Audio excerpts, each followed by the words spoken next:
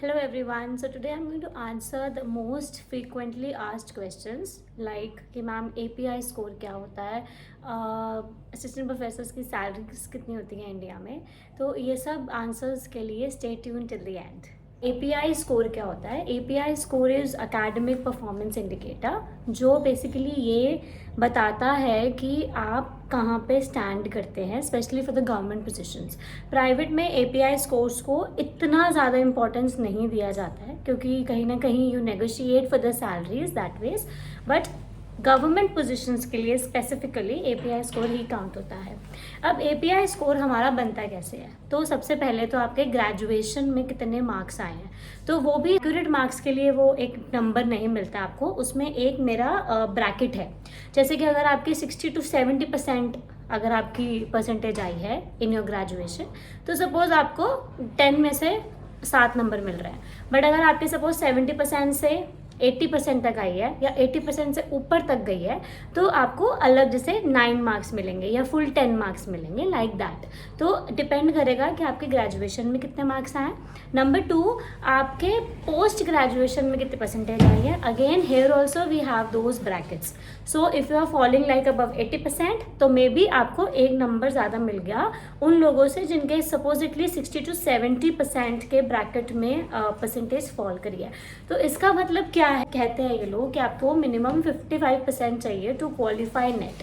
ठीक है, तो आपने नेट तो क्वालिफाई कर लिया, राइट, पर जब आप API स्कोर के लिए जाओगे तो आपको पता लगेगा कि 54% को तो बहुत ही कम नंबर मिल रहा है, और जिसके 80% मार्क्स आए हैं सपोज मास्टर्स में, उसको तो बहुत ज़्यादा मार्क्स मिले हैं, राइट। तो API स्कोर ऐसे दो कैंडिडेट्स का फ़र्क क्रिएट कर देगा।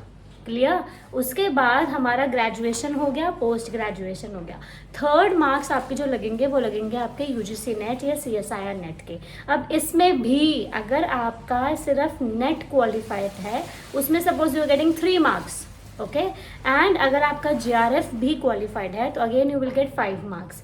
तो अगेन अगर आपका क्वालिफाइड JRF हो अगर आप, तो you are at a better edge. Okay, so ये 3 पॉइंट्स के बाद अब नेक्स्ट हमारे काउंट होगा ऑल अबाउट योर एक्सपीरियंस। अब इसमें भी मैक्सिमम अप टू 10 मार्क्स मिल जाते हैं, तो वो भी डिपेंड करता है कि 1 ईयर वर्क एक्स के लिए यू गेट मैक्सिमम 2 पॉइंट्स। किसी का 2 साल का वर्क एक्स है तो उसको 4 पॉइंट मिल जाएंगे दैट वेज, और अगर आप फ्रेशर हो तो आपको भी 0 पॉइंट्स ही मिलेंगे। कहीं ना कहीं किसी के मंथ्स में वर्क एक्स होता है, जैसे 6 मंथ्स का वर्क एक्स है, 4 मंथ्स का वर्क एक्स है, तो जब आप एप्लीकेशन फॉर्म को फिल करते हो वो आपको पॉइंट कुछ ऐसा कुछ अपने आप मार्क्स एलोकेट कर देते हैं। क्लियर? उसके बाद हमारा एक्सपीरियंस के बाद हमारा काउंट होगा about your research experience. So research experience would be like your MPhil, may be your PhD। आपने कहीं एज अ रिसर्च एसोसिएट या ऐसा कहीं आपके पास है कुछ, तो वो सब हमारे पॉइंट्स भी काउंट होंगे।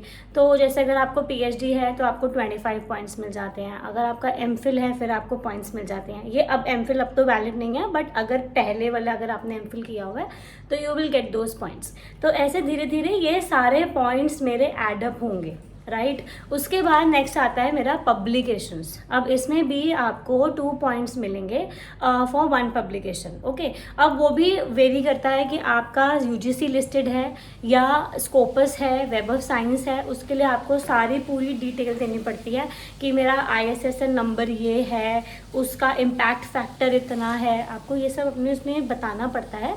उसके अकॉर्डिंगली आपका जो एक पब्लिश्ड आर्टिकल होगा, पब्लिश्ड पेपर होगा, उस पर आपको वो लोग पॉइंट एलोकेट कर देते हैं। तो ये सब चीज़ें आपके बुक चैप्टर्स के पॉइंट्स होंगे। कॉन्फ्रेंसेस, वर्कशॉप, सेमिनार्स, ये सब आपके रिज्यूमे को स्ट्रॉन्ग करेंगे, इंटरव्यू में आपको हेल्प करेंगे, but they do not carry marks, okay. तो just quickly I will summarise कि किन किन चीज़ों से मेरा API स्कोर बनता है। तो एक है मेरे ग्रेजुएशन के मार्क्स, फिर मेरे पोस्ट ग्रेजुएशन के मार्क्स, देन माई नेट और JRF whatever the case is, then my MPhil if it is applicable, your PhD, and then you have your teaching experience, and then you have your research experience, मतलब in the form of publications, book chapters. ये सबके आपके जो है points add up होके 100 में से आपको टोटल पॉइंट्स मिल जाते हैं। अब again it varies from university to university कि वो 50 पॉइंट्स जिसके मिनिमम बन रहे हैं उसको बुलाती है इंटरव्यू के लिए। कहीं यूनिवर्सिटीज़ 65 मिनिमम पॉइंट रखती है। Again this varies from university to university. तो इसलिए जब भी उनके एडवर्टीजमेंट्स निकलते हैं, उनके ब्रोशर्स को, उनके एडवर्टीजमेंट्स को इन डिटेल पढ़ना बहुत इंपॉर्टेंट हो जाता है। तो ये हमारा रहा API स्कोर। नेक्स्ट हमारा क्वेश्चन जनरली रहता है कि सैलरीज कितनी होती हैं। प्राइवेट सेक्टर में अगर आप मेट्रोपॉलिटन सिटीज़ में रह रहे हो, ओके, तो उस केस में अगर आप सिंपली सिर्फ नेट क्वालिफाइड हो तो you can expect at least 30 to 40 के बीच में, 30,000 to 40,000 के बीच में you can expect salary in India in a metropolitan city. Okay, this is just without experience, just as a fresher minded. आपका इंटरव्यू अच्छा जाना चाहिए। You should be kind of able to convince your institute कि आपको hire करे, ठीक है। आपका कम्युनिकेशन, आपका subject knowledge should be well built enough कि वो लोग आपको रिक्रूट कर ले और आपको इतना सैलरी देने के लिए रेडी हो जाए।